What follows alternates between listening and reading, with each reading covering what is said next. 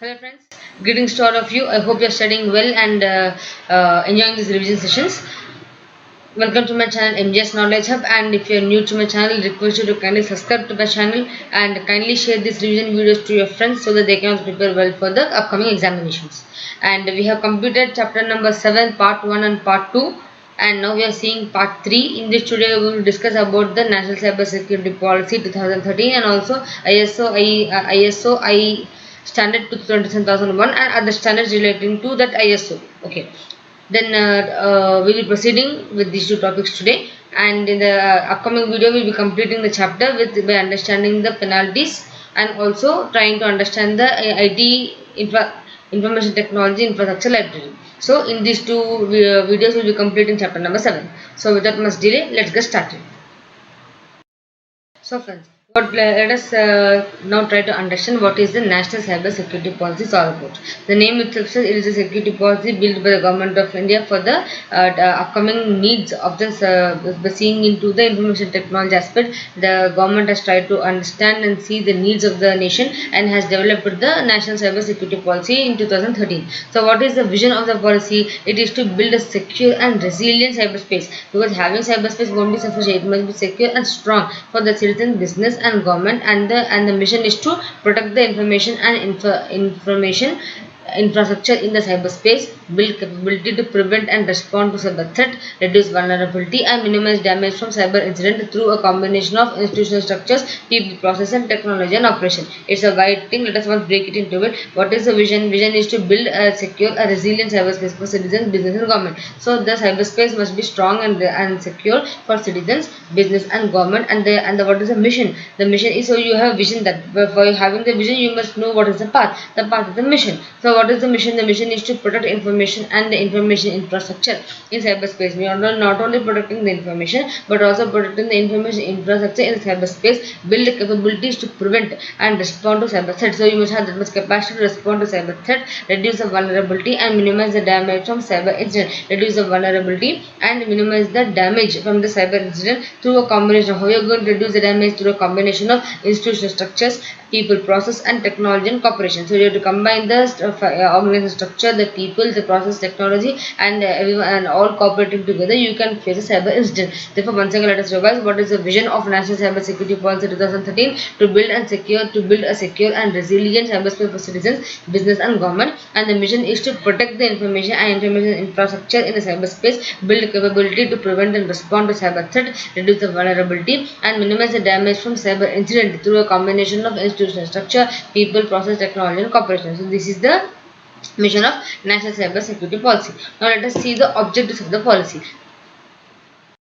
Okay. So, what is the objective of the National Cyber Security Policy? First thing is to create a secure cyber ecosystem in the country. So, the environment for cyber security must be a strong one in the country. Then, create an assurance framework for design of security policy and also promotion and enabling action for compliance to global security standard. Nowadays, you are seeing that even government offices have been computerized, digitalized, and you are trying to say you might find that they are using the computer systems and IT technology for doing many various operations. Like example, you can take Aadhaar also. So one fingerprint in the system, you can access to many facilities. So they are trying to build an assurance framework. So the assurance framework means a strong integrated framework for the design of security policy and for promotion and enabling action of compliance to global security standard. Means when you are preparing this framework and security policy, you are trying to see the actions and also compliance as per the global security standards. You will be using the high security standards for building the assurance framework. Then to strengthen the regulatory framework, so laws and regulations you need to strengthen it, and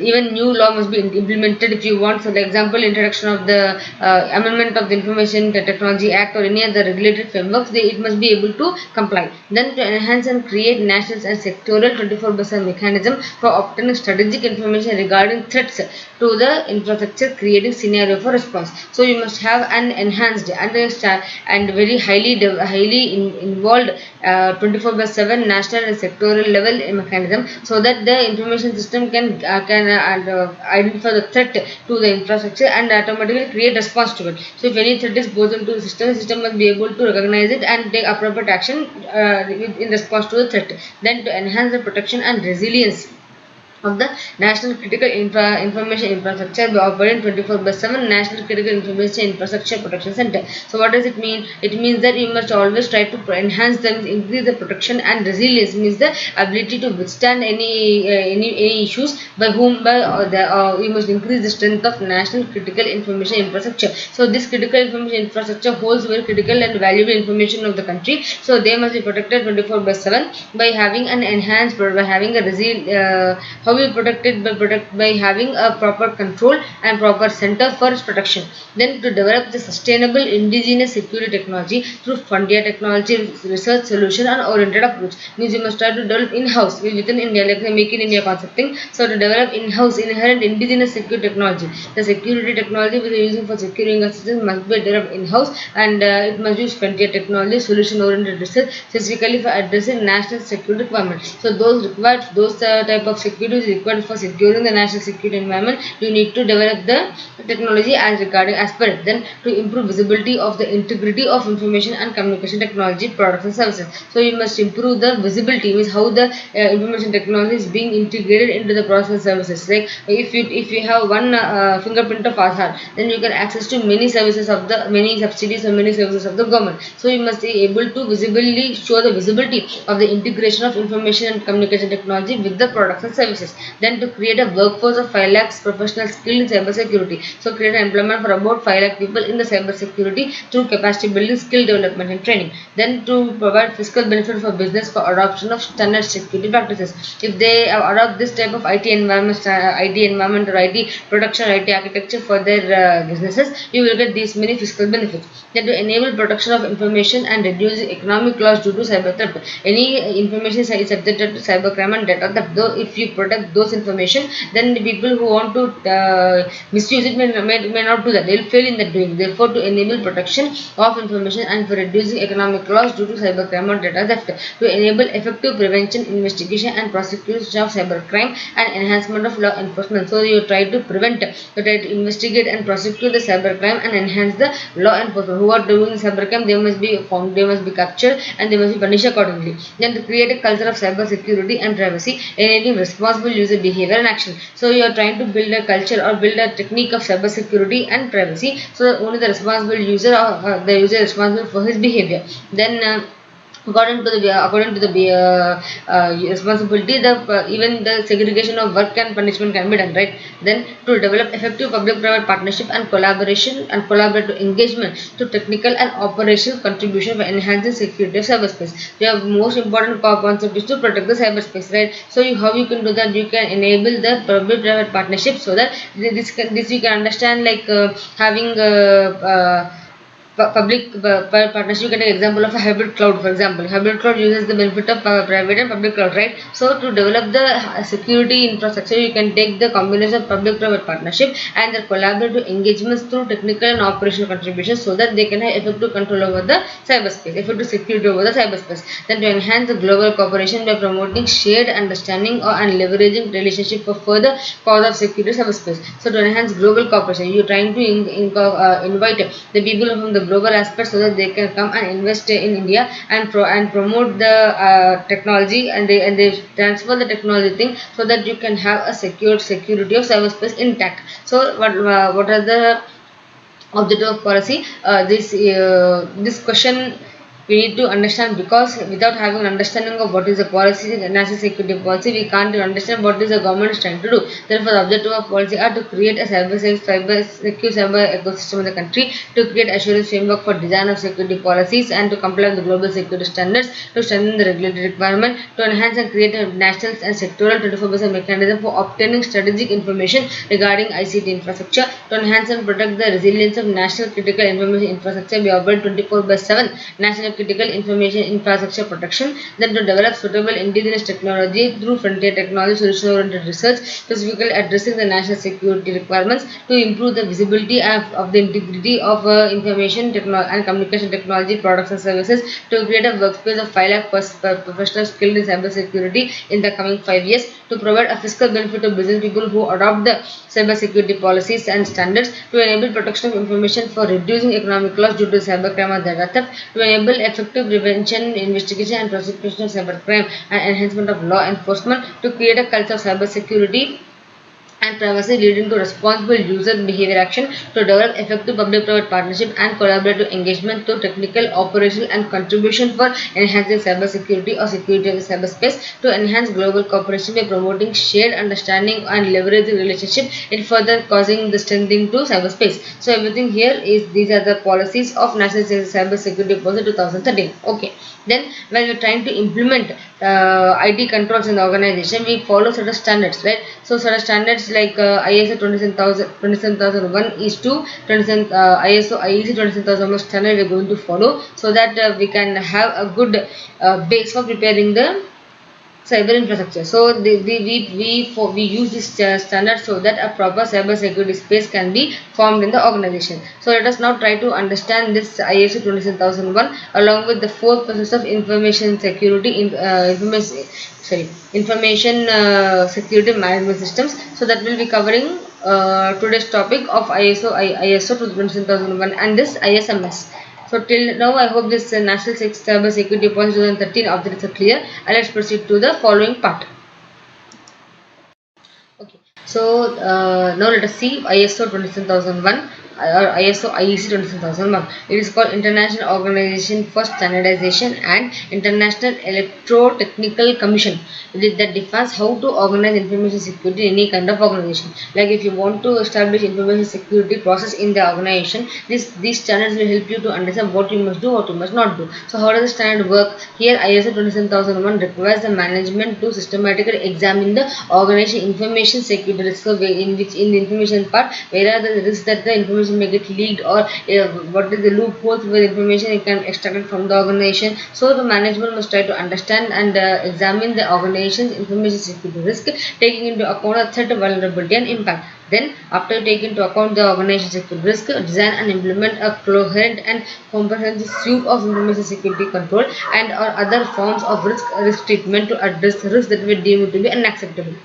So what does it mean? Once you try to understand what are the threat of the organization, then you will design and implement a comprehensive information security structure and other forms of risk treatment to address that risk that are deemed to be unacceptable. So the organization must take and examine the organization's information security risk, taking into account the factors of threat, vulnerability, and impact, and it must design and implement a coherent and comprehensive suite of security controls and also other form of risk treatment to address those risks which are not acceptable. Then what will happen? And adopt an overarching management process to ensure that information security control and are intact and they meet the organization information security policy as and when needed depending upon an ongoing basis. So first thing, remember, ISO 27001 requires management to systematically examine the organization's information security risk, then design and implement a coherent suite for coherent information structure, information security control, and also other form of risk treatment to address those risks, and also adopt an overarching management process. Means the management have overarching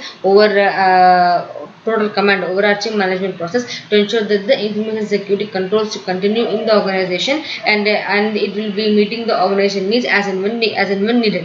This is what ISO 27001 speaks about. Then what is this ISO IEC 27001 2005? This is the one of the growing standards and it has been introduced in 2005 in October 2005 by ISO IEC. What is ISO? ISO is Information International Organization for Standardization and IEC is International Electrotechnical Commission. These people focus on the developing security standards for the organizations. So what does the standard actually speaks about? The information security management system is approach for managing confidential or sensitive information. So information security ISMS information security management system is a type of approach for managing the confidential and sensitive information so that it remains secure. So this one, the first standard among the early standards, it was ISO IEC 27001 issue 2005, which has been superseded by ISO IEC 27001 issue 2013.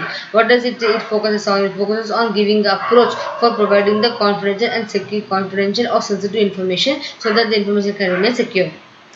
Then what are the this describes how to manage information security through a system of information security management. So how can you manage this security? The management system is just like ISO 9001. It consists of four phases. So the management of ISMS has four phases. That is the plan, do, check, and act. So there are four phases for the information system management as given in the standard. That is plan phase, do phase, check phase, and act phase. Plan phase. This phase serves to plan the basic organization information security. So what is the organization basic security, and what is actual requirements and how to serve it. So this plan will show what are the basic organization of information security, set the objectives for the information security, and choose appropriate security control. Then do phase. This phase plans or carrying out everything that was planned in the earlier phase. Then check phase. The purpose of this phase is to monitor the functioning of ISMS through various channels and check whether the results meet the objectives or not. And then comes the act phase. The purpose of the phase is to improve everything that was identified as non-compliant in the previous phase.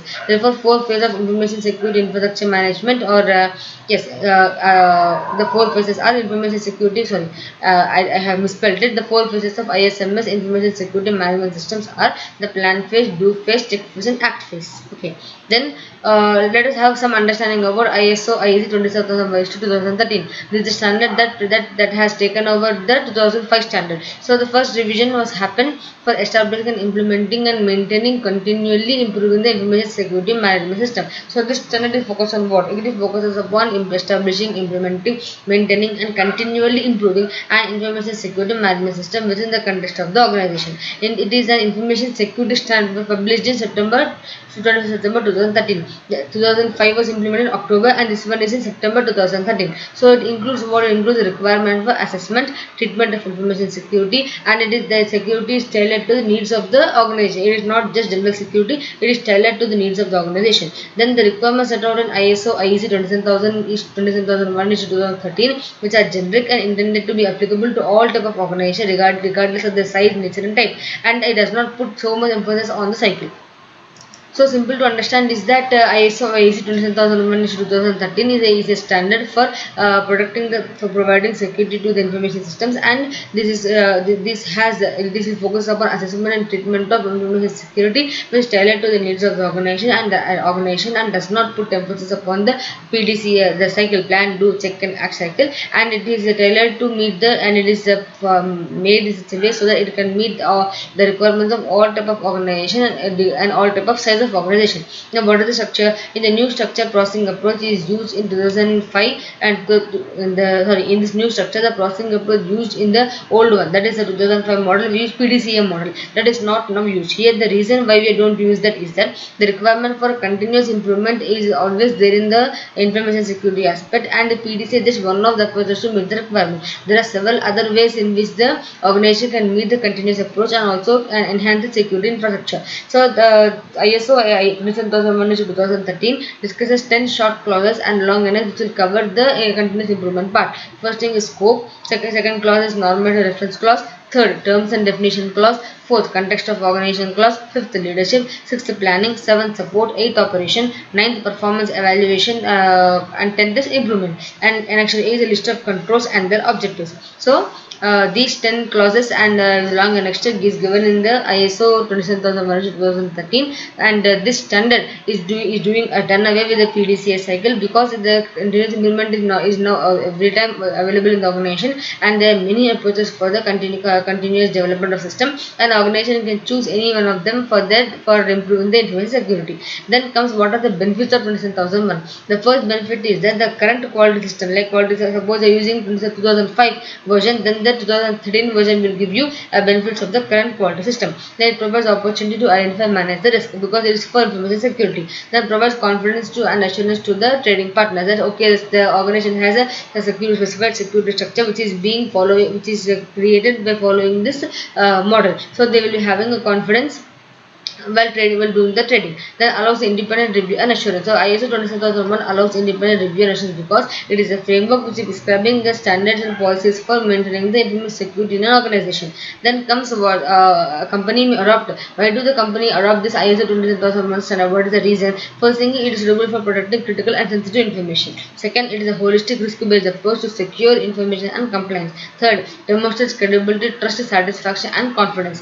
Fourth, it again demonstrates security status according to internationally accepted criteria. Fifth, creates a market differentiation due to prestige, image, and external goodwill. And if a company is certified well, it is accepted globally. So this in ISO 27001 is international standard which focuses upon information security, and therefore the company will be using it for protecting critical information, providing holistic risk-based approach, demonstrates credibility and customer satisfaction, demonstrates security status internationally, creates a market differentiation because the company is now using international standard, and if it is certified one by any external party, then it has a global acceptance. Then a brief understanding of standard 402. We know that in our auditing standards we have SA 402, which is 402, which specifies the revised version.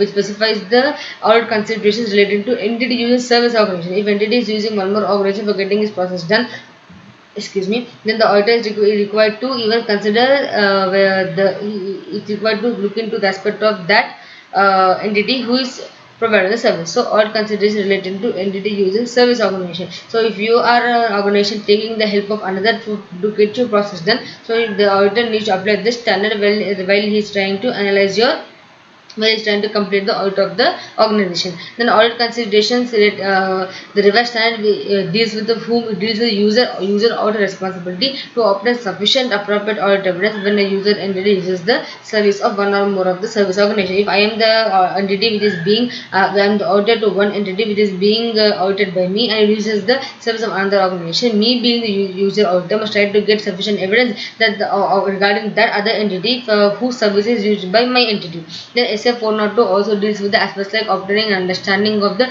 services provided by service organization, what the kind of service providing to my organization, what are the internal controls applicable, or how we are responding to risk, what are type 1 and type 2 reports, what are the non-compliance law, how many aspects are there regarding non-compliance laws and regulation, are there any uncredited misstatements in the activities of the service organization, and how are the reporting and the reporting, how is the reporting process being managed. Therefore, SA 402 gives the whole idea and concept to the user auditor in order to understand and get the evidence required for knowing the activity, and also the information security purpose as for those details which are being for those services which are being provided by service organization to the user auditors organization. So this is regarding standard on auditing 402, and now we'll in the next upcoming video we'll be doing the information technology infrastructure library, and also we'll be seeing few penalty for different kind of offenses and mistakes. So without much delay, I request you to once open your practice manuals and go through these concepts and study the question answers. And if you're new to my channel, kindly subscribe to it, and please share this video to your friends so that they can also find it useful. So till then, keep smiling, and let's meet in the next video.